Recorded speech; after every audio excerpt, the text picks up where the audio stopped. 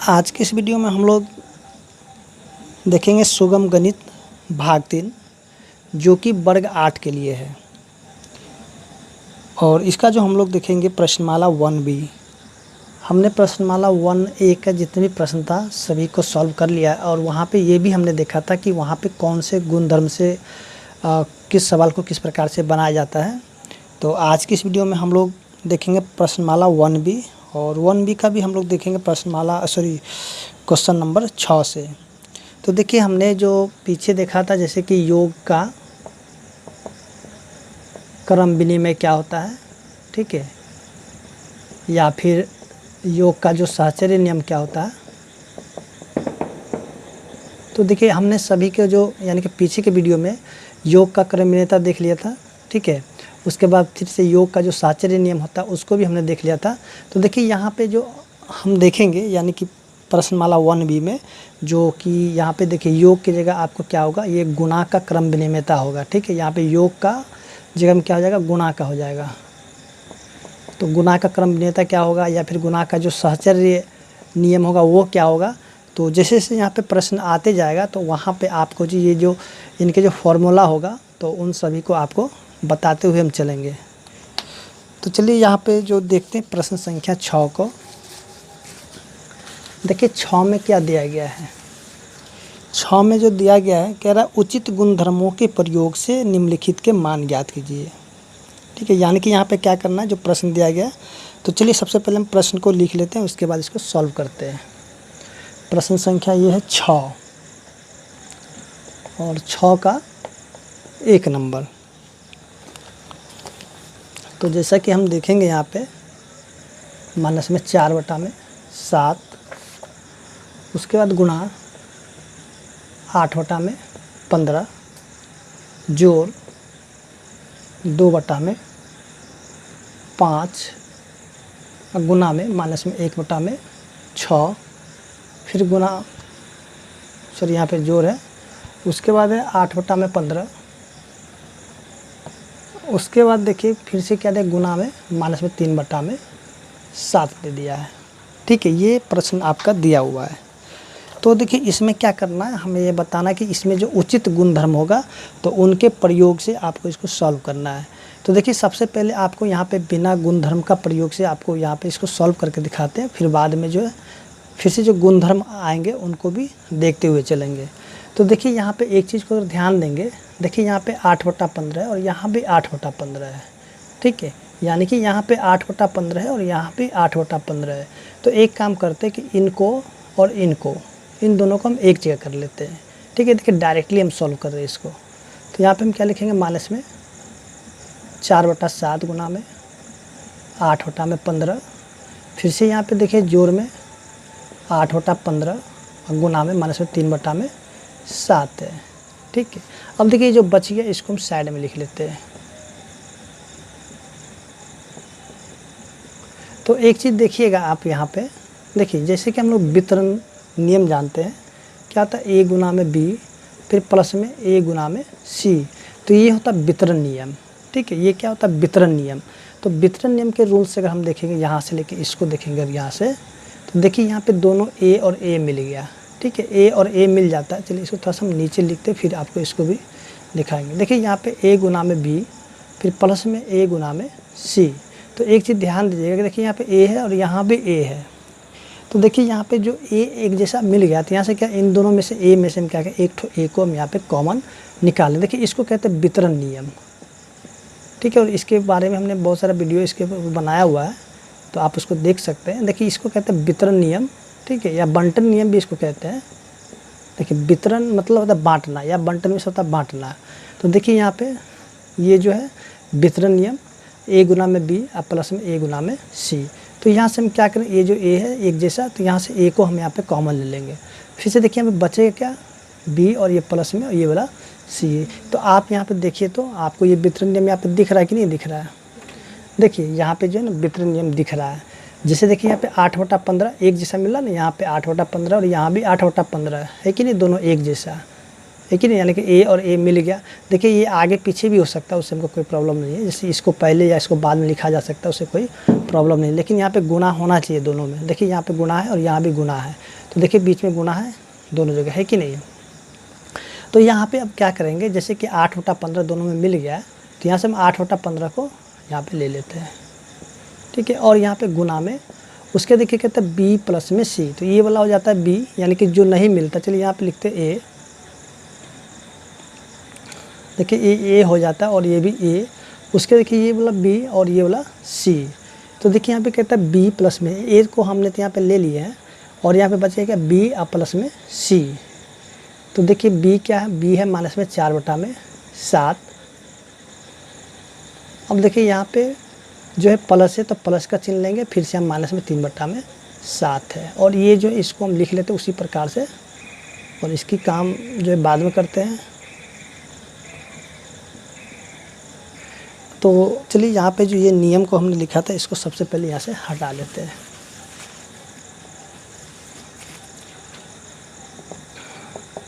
तो अब देखिए यहाँ पे जैसे कि हम देखेंगे 8/15, फिर से यहाँ पे गुना में, अब देखिए ये जो यहाँ पे ब्रैकेट कर लेते हैं माइनस में 4/7, और ये प्लस है, यहाँ पे माइनस है, तो प्लस माइनस क्या हो जाएगा, माइनस में 3/7, फिर से यहाँ पे जोड़ 2/5 और गुना में माइनस 1/6। तो एक चीज़ ध्यान दीजिएगा यहाँ पे, देखिए इन दोनों का हर एक समान है कि नहीं, यहाँ पे 7 है, यहाँ भी 7 है, तो जब हर एक समान होगा तो ऊपर वाला अगर जोड़ में तो उसको जोड़ दीजिए, या फिर घटा में तो उसको घटा सकते हैं, डायरेक्टली इसको घटा सकते हैं, ठीक है। तो देखिए यहाँ पे 8/15 और यहाँ पे गुना में, देखिए तो यहाँ पे दोनों का हर एक जैसा था, इसको हम डायरेक्ट ऊपर को जोड़ देते हैं, माइनस में जुटता है, तो यहाँ पे क्या माइनस में 7 और नीचे में 7 हो जाएगा। फिर से यहाँ पे देखिए प्लस में 2/5 और गुना में माइनस में 1/6 हो गया। तो फिर अब यहाँ पे क्या करेंगे, देखिए तो 7 से 7 पूरा कैंसिल हो गया, और देखिए यहाँ भी कट रहा, ये कट रहा 3 से, 2 तिया 6 होता है, तो देखिए यहाँ पे बचेगा क्या 8/15, और देखिए यहाँ जो माइनस है तो माइनस में 8/15 बचेगा, फिर से यहाँ भी माइनस में क्या हो जाएगा 1 में, और ये बचेगा 15। तो यहाँ पे ध्यान दीजिएगा, यहाँ भी देखिए तो 15, यहाँ भी 15, यानी कि दोनों 15 एक जैसा मिल गया। तो यहाँ पे ऊपर वाला का डायरेक्टली हम जोड़ लेते हैं, तो माइनस में 9/15। तो एक चीज़ ध्यान दीजिएगा कि ये जो 9/15 यानी कि दोनों एक ही पहाड़ा में आ रहा है, यानी कि 3 के पहाड़ा में दोनों के दोनों आ रहा है, तो क्या इसको हम काट सकते हैं कि नहीं काट सकते हैं, बिल्कुल काट सकते हैं। तो देखिए इसको काटेंगे, 3 तिया 9, 3 पचे 15, तो इसका जो उत्तर क्या हो जाएगा, देखिए माइनस बचा हुआ है, तो माइनस में 3/5। तो देखिए इसको जब हमने सॉल्व किया था, यानी कि डायरेक्टली यहाँ पे कोई भी गुणधर्म तो यहाँ पे यूज तो हो ही गया, यहाँ पे वितरण नियम का, ठीक है। और यहाँ पे एक आप जो एक तरीका ये भी है कि आप इसको सॉल्व कर सकते हैं, ठीक है। अब चलिए इसको देखते हैं, जो अगर इसको दूसरे तरीके से बनाए, जैसे कि गुणधर्म का प्रयोग करते हुए, तो देखिए आपको गुणधर्म प्रयोग करने के लिए जो है करना क्या होगा, पूरा सब कुछ ये इसी प्रकार से रहेगा, ठीक है। लेकिन सिर्फ और सिर्फ क्या होगा, यहाँ पे एक चीज़ बदलेगा आपको। चलिए यहाँ पे हम इसको क्या करते हैं, आप तो डायरेक्टली इसको कर सकते हैं, ठीक है। तो अब देखिए यहाँ पे सबसे पहले क्या करेंगे, इसको देखिए यहाँ पे जो हमने इसको सबसे पहले इधर से यहाँ पे लेके आए, तो इसको कहते हैं क्रम विनिमयता, इसको कहेंगे क्रम। बस यहाँ पे आपको गुण को लिख लेना है, क्रम विनिमयता, ठीक है। और इनको कर लेना का ब्रैकेट में, ये जो है माइनस में यहाँ पे 4/7, इनको कर लेते हैं ब्रैकेट में, और इनको भी कर लेते हैं ब्रैकेट में, ठीक है, और इनको भी लगा देते हैं ब्रैकेट में। तो ये हो गया क्रम विनिमयता। उसके बाद देखिए यहाँ पे हमने क्या किया, वितरण नियम का प्रयोग किए थे, तो यहाँ पे हम लिखेंगे वितरण नियम, ठीक है। अब देखिए यहाँ पे होता क्या है कि आप इसको यहाँ पे ये जो लिख रहे हैं आप नहीं भी लिखिएगा, और इसको इस प्रकार से क्रम लगा करके आप सॉल्व कर लीजिएगा, तब पर भी जो आपका सही होगा, ठीक है। यहाँ पे बोलेंगे वितरण नियम, ठीक है। और उसके बाद जो यहाँ पे क्या करेंगे, इस प्रकार से हम सॉल्व कर लेंगे, यानी कि आप जो है सीधे सीधे इसको ऐसे भी सॉल्व कर सकते हैं, ठीक है। यहाँ पे सिर्फ आपको ये नियम लिखना होता है, क्योंकि यहाँ पे आपको कह रहा था कि उचित गुणधर्म के प्रयोग से। तो देखिए ये जो गुणधर्म का था, और बगैर गुणधर्म का बात करेंगे तो यहाँ पर डायरेक्टली इसको आप जोड़ घटा गुना कीजिएगा, तो आपका वो आंसर भी आ सकता है, आ जाएगा। तो उम्मीद करते हैं कि आपको जो है ये प्रश्न संख्या 6 का जो 1 है समझ में आ गया होगा। तो इसी तरह से हम क्या करेंगे, जितने भी प्रश्न हैं तो सभी को सॉल्व करते हुए चलेंगे। तो देखिए यहाँ पे ध्यान रखिएगा, क्योंकि यहाँ पे गुणधर्म के प्रयोग से कह रहा है, तो आपको यहाँ पे गुणधर्म का प्रयोग करना ही पड़ेगा। ठीक है, तो चलिए अब अगले प्रश्न को देखते हैं, जो प्रश्न संख्या इसका 2 है। देखिए 2 में क्या दिया गया, 7/5 गुना में माइनस में 3/2, उसके बाद माइनस में 1/5, फिर यहाँ पे गुना में 3 है, उसके फिर प्लस में 11/2 गुना में फिर से ये क्या 7/5 है। तो आप यहाँ पे फिर से देखिए तो ये वितरण नियम यहाँ पे काम कर जाएगा। ये देखिए तो 7/5 है, यहाँ भी 7/5 है कि नहीं। तो इन दोनों को क्या एक जगह हम कर सकते हैं कि नहीं कर सकते, बिल्कुल कर सकते हैं। तो यहाँ पे हम क्रम विनिमयता नियम से इसको कर सकते हैं।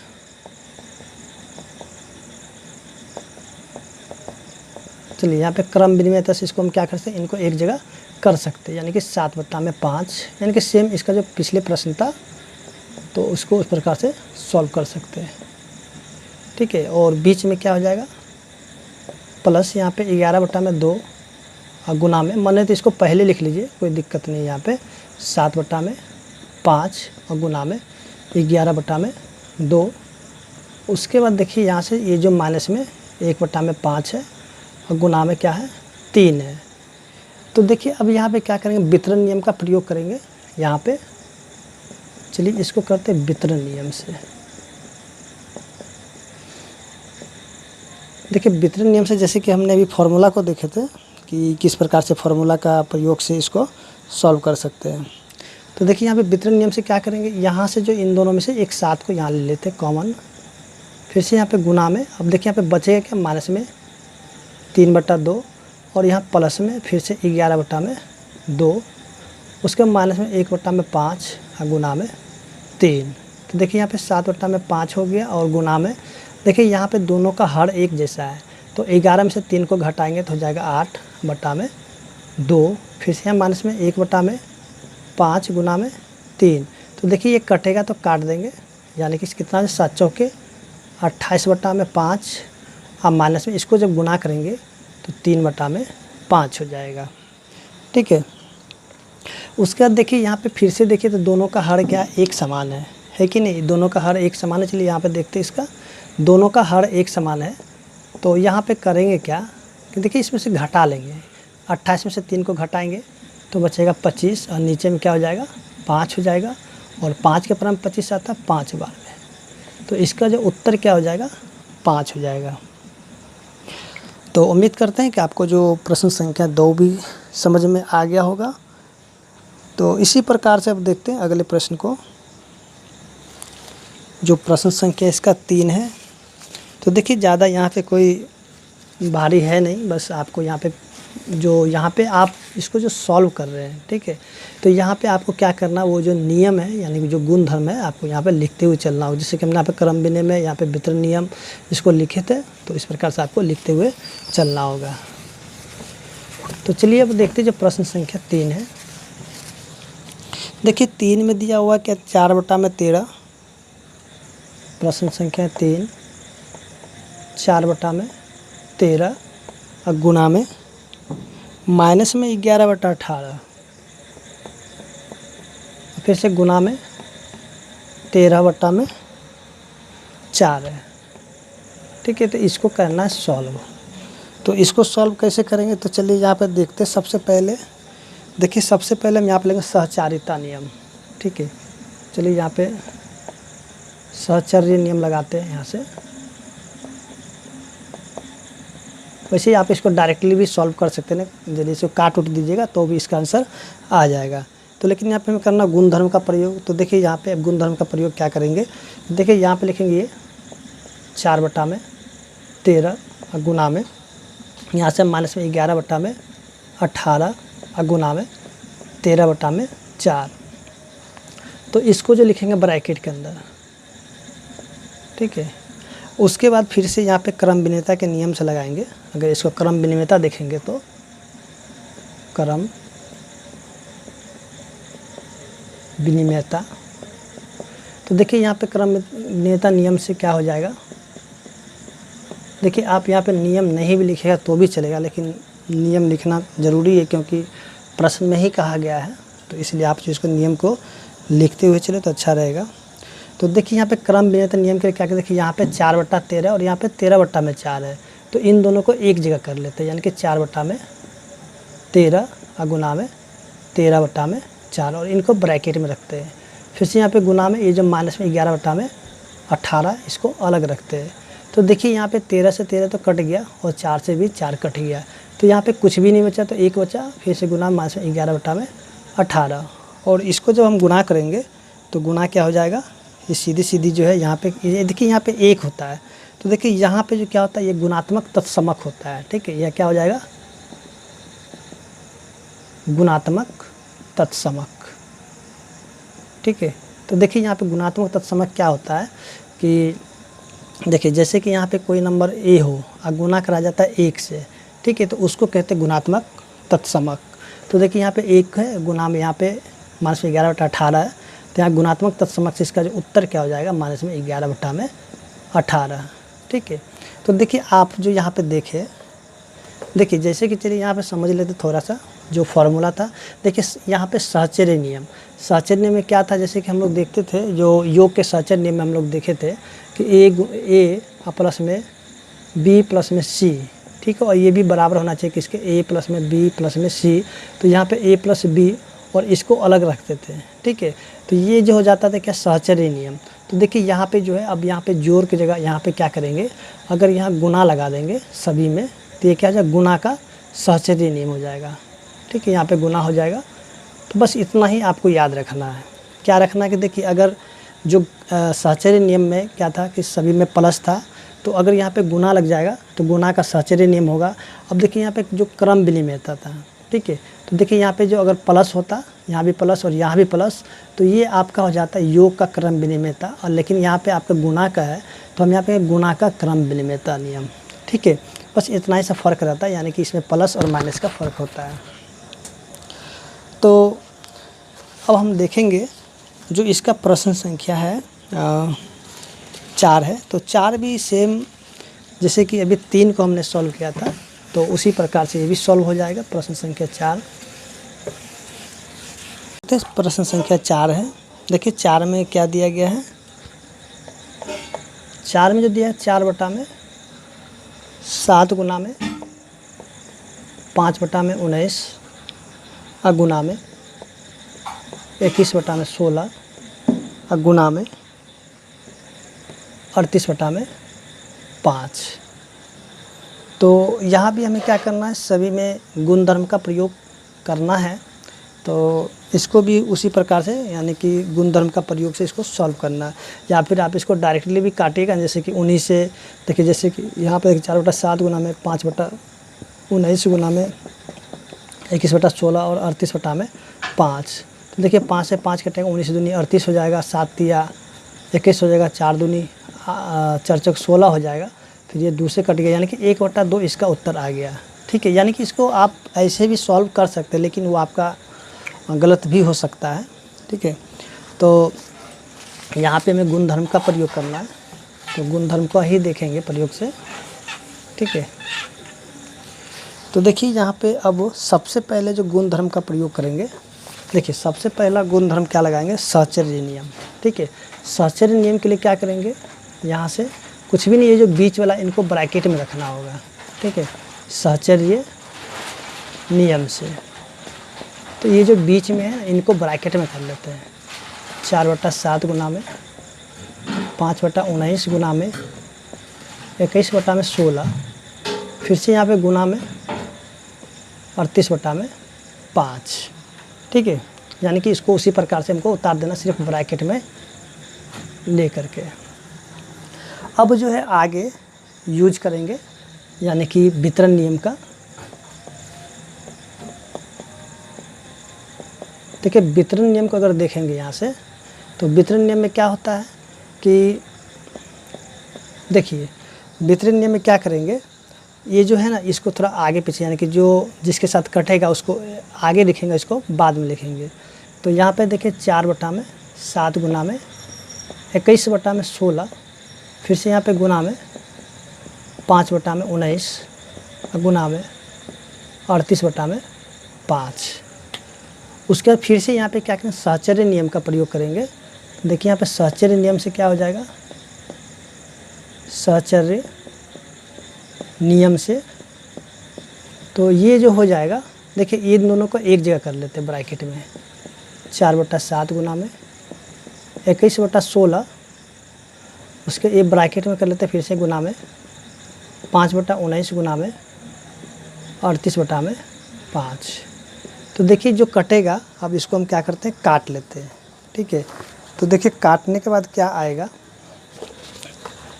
तो सबसे पहले 4 में से 4 चौके 16, फिर 7 तिया 21, 5 से 5 कटेगा और 19 दूनी क्या हो जाएगा 38, फिर 2 से कटेगा ये, सॉरी यहाँ पे चलिए इसको रहने देते हैं, इसका काम बाद, चलिए यहाँ पे 2 हो गया। तो यहाँ पे क्या देखेंगे, बच गया 3/4 और फिर से ब्रैकेट के बाद देखेंगे तो यहाँ बच गया 2। देखिए 2 से 2 कट गया, 2 से 4 कटेगा 2 बार में, तो यहाँ पे हो गया 3/2। तो देखिए इसका उत्तर अगर 3/2 होगा तो होगा, नहीं तो आप क्या कीजिएगा कि इसको जो है बदल करके मिश्रित भिन्न में लेके आएगा, यानी 1/1/2। सॉरी इसके जो पीछे हमने इसको डायरेक्टली बनाया था वहाँ पे आंसर 1/2 लिखे थे, जो कि वहाँ पे 3 लगता छूट गया था, तो 3/2 ही इसका सही उत्तर होगा। ठीक है, तो इस प्रकार से हम देखेंगे जो प्रश्न संख्या 4 था 6 का, तो सॉल्व हो चुका है और उम्मीद करते हैं कि आपको जो ये चीज़ समझ में भी आ गया होगा। तो चलिए अब आगे देखते हैं जो प्रश्न संख्या इसका 7 है।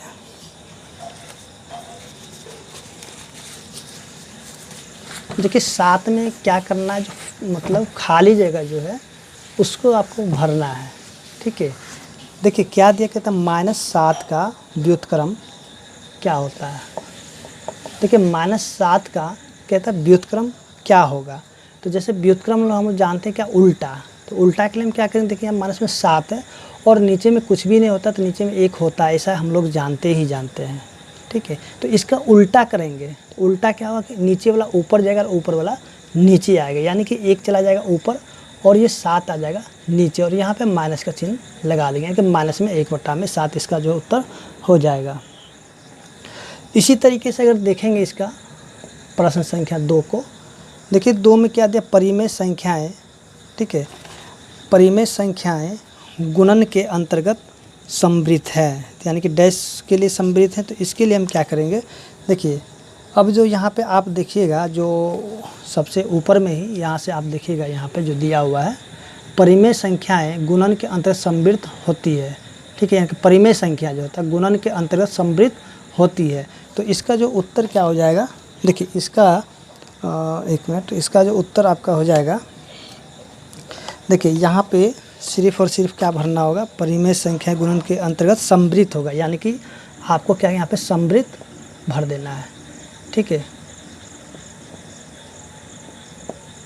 सम्मिलित, यानी कि यहाँ पे सम्मिलित हो जाएगा।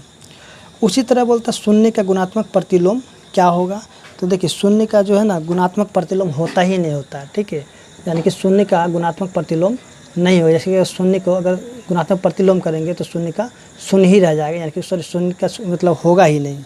ठीक है, इसी तरीके से अगर देखेंगे जो प्रश्न संख्या इसका 4 है, तो 4 में क्या दिया, एक शून्येतर परिमेय संख्या का व्युत्क्रम एक डैश संख्या होती है। देखिए एक शून्येतर परिमेय संख्या, तो देखिए शून्येतर परिमेय संख्या जैसे कि हम यहाँ पे देखेंगे, अगर 1 ले लेते हैं। ठीक है, अगर हम यहाँ पे क्या करते हैं, 1 ले लेते हैं, तो अगर इसका व्युत्क्रम करेंगे तो क्या हो जाएगा, सॉरी व्युत्क्रम नहीं, यहाँ पे क्या है दिया हुआ, एक शून्येतर परिमेय संख्या।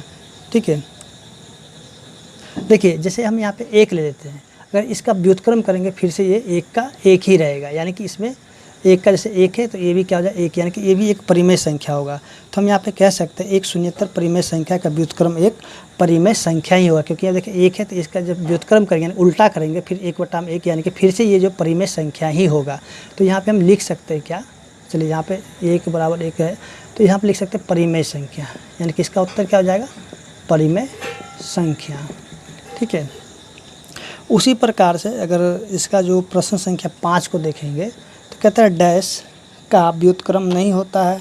तो देखिए यहाँ पे जो कहता है डैश का व्युत्क्रम नहीं होता है, हम यहाँ पे कहेंगे शून्य का। ठीक है, शून्य का जो है व्युत्क्रम, यानी कि शून्य का उल्टा नहीं होता। जैसे कि देखिए शून्य है तो शून्य के नीचे में कुछ भी नहीं तो 1 होता है। ठीक है, और जब इसको हम उल्टा करेंगे तो 1 चला जाएगा ऊपर और ये जो शून्य आ जाएगा नीचे। तो 1/शून्य को हम जो मतलब दिखा नहीं सकते, यानी कि इसको कैन नॉट डिफाइन, यानी कि इसको हम दर्शा नहीं सकते। ठीक है, यानी कि नॉट डिफाइन, यानी कि इसको हम परिभाषित ही नहीं कर सकते। ठीक है, तो इसलिए हम कह सकते हैं कि शून्य का जो है ना व्युत्क्रम नहीं होता है। ठीक है, इस चीज़ को आप याद रखिएगा। तो उम्मीद करते हैं कि आपको जो है यहाँ पे प्रश्न संख्या 5 भी समझ में आ गया होगा। तो इसी तरीके से अगर हम देखें जो प्रश्न संख्या इसका कहाँ गया, प्रश्न संख्या जो है इसका 8 है। तो चलिए यहाँ पे देखते हैं प्रश्न संख्या 8 को।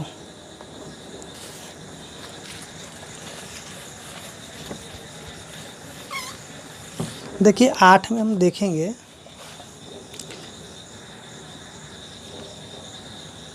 देखिए प्रश्न संख्या जो 8 है, देखिए ये होता है जो 8 में जो आपका दिया हुआ है 8, 9। ठीक है, तो ये सभी के सभी जो है यानी कि वर्ड प्रॉब्लम है, और आपको जो है वर्ड प्रॉब्लम को बहुत अच्छे ढंग से बनाना होगा, क्योंकि वर्ड प्रॉब्लम में मेंस प्रश्न होते हैं इसका। तो देखिए जैसा कि हम यहाँ पे देखेंगे प्रश्न संख्या 8 को, तो देखिए यहाँ पे क्या देखे थे, 2 परिमेय संख्याओं का गुणनफल -1/2 है। तो देखिए यहाँ पे एक परिमेय संख्या ये वाला हो गया। ठीक है, और दूसरा परिमेय संख्या यहाँ पे हो गया, यानी कि पहली परिमेय संख्या हो गया और ये दूसरा परिमेय संख्या होगा। कहता है इसका जो गुणनफल है, माने गुणनफल माने कि गुना, पहली परिमेय संख्या को जब गुना कराएगा किससे, दूसरी परिमेय संख्या से, तो इसका जो गुणनफल कितना दे दिया है, चलिए इसको भी देखते जो दिया हुआ आपका यहाँ पे, इसका जो गुणनफल दे दिया है -1/2। ठीक है, इसका गुणनफल दे दिया -1/2, यानी कि पहली परिमेय संख्या और गुना में दूसरी परिमेय संख्या। ठीक है, पहली परिमेय संख्या को जब गुना कराएगा किससे, दूसरी परिमेय संख्या का, तो उसका जो मान कितना हो गया, -1/2, यानी कि 1/2 के बराबर, सॉरी -1/2 के बराबर हो गया है। अब देखिए आगे पढ़िए, कहता उनमें से एक संख्या 11/-14 है, यानी इनमें से एक संख्या, ये तो पहली संख्या और दूसरी संख्या, तो इनमें से एक संख्या भी दे दिया आपका। तो चलिए अच्छा है 11 में, चलिए यहाँ पे जो दिया हुआ है, चलिए इसको यहाँ से अब हटा लेते हैं, 11/-14। ठीक है, तो यहाँ पे देखिए पहली परिमेय संख्या, इसको जब गुना कराए किसी दूसरी परिमेय संख्या से, तो इनका जो मान है सो दे दे के था -1/2 दे दिया है। तो आपसे यहाँ पे पूछ रहा है कि दूसरी परिमेय संख्या क्या होगा। तो चलिए यहाँ पे दूसरी परिमेय संख्या की जगह खाली है, तो क्या इसके जगह हम x लिख लें। तो चलिए यहाँ पे x को हम लिख लेते हैं। ठीक है, यानी कि पहली परिमेय संख्या गुना में दूसरी परिमेय संख्या, और इनको जब हम गुना कराए तो हमको आगे कितना, -1/2। तो देखिए अब हम यहाँ पे क्या करेंगे, लिखेंगे माना कि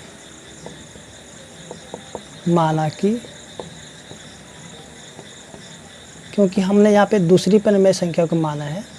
ठीक है, माना कि दूसरी परिमेय संख्या क्या है, x है, क्योंकि x को हम माने थे क्या, x क्या माने, दूसरी परिमेय संख्या को। ठीक है, तो इसलिए हम यहाँ पे लिखेंगे x। सर यहाँ पे माना कि दूसरी परिमेय संख्या x है, तो यहाँ पे हम लिखेंगे अब प्रश्न से। ठीक है, तो अब इसको क्या करेंगे, सॉल्व करेंगे, यानी कि x का जो वैल्यू हम निकाल लेंगे वही हमारा क्या हो जाएगा, दूसरी परिमेय संख्या हो जाएगा।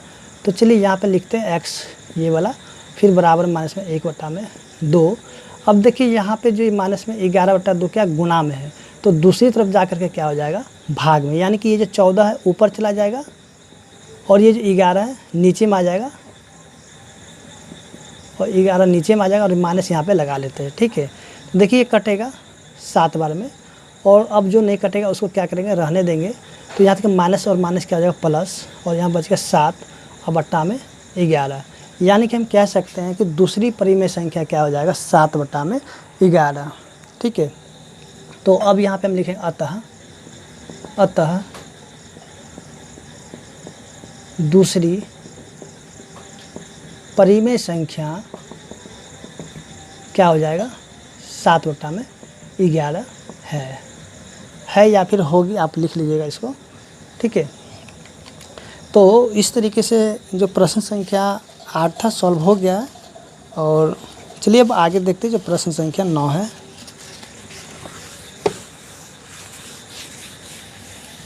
देखिए 9 में जो दिया गया है, कह रहा है कि 4/15, 9 का 1 है, 4/15 को, यानी इसको माइनस में 8/5 के व्युत्क्रम से गुणा कीजिए। यानी कि यहाँ पे देखिए क्वेश्चन को ढंग से पढ़िए, कहता है 4/15 को माइनस में 8/15 के व्युत्क्रम से गुणा कीजिए। तो देखिए इसके लिए क्या करेंगे, ये जो 4/15 है, ये जो को है, तो को हम बदलेंगे गुना में। अब कहता है इसका व्युत्क्रम, मतलब क्या, इसका उल्टा से गुना करें। तो जैसे उल्टा के बात करेंगे तो ये जो 5 चला जाएगा क्या ऊपर, ये जो 8 है आ जाएगा नीचे, यानी कि माइनस में 5/8 हो गया। ठीक है, अब इसको क्या करेंगे, यहाँ से काट उठ के देंगे। ठीक है, तो इसका उत्तर आ जाएगा। यानी कि देखिए 4 दूनी 8 होता है और 5 तिया 15 भी होता है। ठीक है, तो देखिए ऊपर कुछ भी नहीं बचा, ऊपर कुछ नहीं बचा, तो देखिए ऊपर कुछ नहीं बचा तो 1 बचेगा ही बचेगा, और 3 दूनी क्या हो जाएगा 6। यानी कि हम कह सकते हैं इसका उत्तर क्या हो जाएगा, माइनस में 1/6 हो जाएगा। तो इसी प्रकार से अगर हम अगले प्रश्न को देखेंगे, जो प्रश्न संख्या इसका 2 है। अब देखिए यहाँ पे क्या कहते हैं, माइनस में 3/2 के व्युत्क्रम। ठीक है, के यानी कि व्युत्क्रम, -3/2 के व्युत्क्रम से, अब यहाँ बोलता है से 9/11 को क्या करना है, गुना करना है। तो चलिए यहाँ पे 9/11 थोड़ा सा अलग लिखते हैं, यहाँ पे 9/11। ठीक है, तो क्या करें, माइनस में 3/2 के व्युत्क्रम से 9/11 को गुना कीजिए। तो देखिए कहता है इसका व्युत्क्रम, तो कहे ना इसको हम उल्टा कर देते हैं, यानी कि 2 को ऊपर ले जाते हैं और 3 को नीचे ले आते हैं। ठीक है, माइनस में 2/3। ठीक है, इसका व्युत्क्रम हो गया, ये व्युत्क्रम ने क्या उल्टा कर देना है, तो 2 ऊपर चला गया और ये 3 नीचे आ गया। अब देखिए कहता है व्युत्क्रम से गुना कीजिए किसको, तो ये इसको, ये 9/11 को, यानी कि गुना में 9/11। फिर 3 से काटेंगे, 3 तिया 9, अब तो कोई कटने वाला है नहीं, तो ऊपर से ऊपर गुना कर देंगे तो माइनस में 6 हो जाएगा, और नीचे से नीचे गुना करेंगे, यहाँ पे 1 है तो 1 को 11 से गुना करें, 11 का 11 हो जाएगा। यानी कि इसका उत्तर क्या हो जाएगा, माइनस में 6/11 इसका उत्तर हो जाएगा। और इसी प्रकार से अगर हम देखेंगे जो प्रश्न संख्या इसका 3 है, तो देखिए 3 में क्या दिया गया है, 3 में जो दिया गया है, माइनस में 4/11 के व्युत्क्रम के साथ 33/16 के व्युत्क्रम को गुणा कीजिए। तो चलिए यहाँ पे देखते हैं जो प्रश्न संख्या इसका 3 है।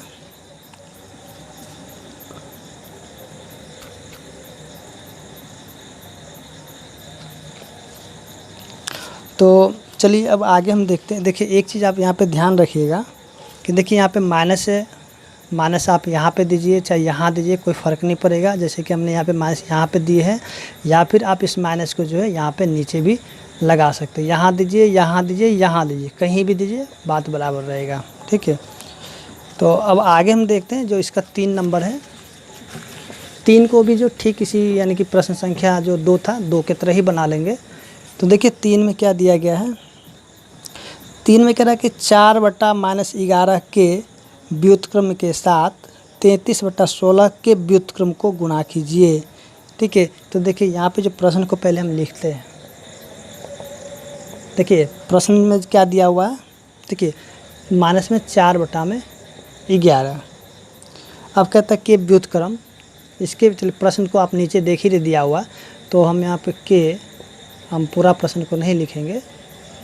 देखिए माइनस 4/11 के व्युत्क्रम से, अब क्या कह रहा है यहाँ पे, कहाँ गया, अच्छा 33/16 के व्युत्क्रम से, 33/16 के व्युत्क्रम से क्या करना है, गुणा करना है। तो देखिए सबसे पहले हम क्या करें, एक बार इसको उल्टा करेंगे, यानी कि 11/4 लिखते हैं यहाँ पे। चलिए माइनस, फिर से गुना करेंगे और ये ऊपर चला जाएगा और 33 आ जाएगा नीचे, क्योंकि इसका भी व्युत्क्रम करना और इसका भी व्युत्क्रम करना है, ठीक है। यानी कि दोनों का दोनों उल्टा करना है। देखिए 4 से कटेगा, 4 चौके 16 और 11 से कटे 11 तक, 11 दिया 33। तो यहाँ पे क्या देखेंगे कि ऊपर में बच गया है 4 और नीचे बच गया है 3, और देखिए यहाँ पे माइनस है तो माइनस को लगा लेंगे, ठीक है। तो इसका उत्तर क्या हो जाएगा, माइनस में 4/3। तो माइनस आप यहाँ पे लिखिए, चाहे ये जो है यहाँ पे लगाइए, चाहे यहाँ लगाइए, चाहे यहाँ लगाइए, तो आप कहीं भी माइनस को देख सकते हैं, सर दे सकते हैं। तो चलिए हम यहाँ पे लगा देते हैं, ठीक है, यानी कि माइनस में 4/3 इसका जो उत्तर हो जाएगा।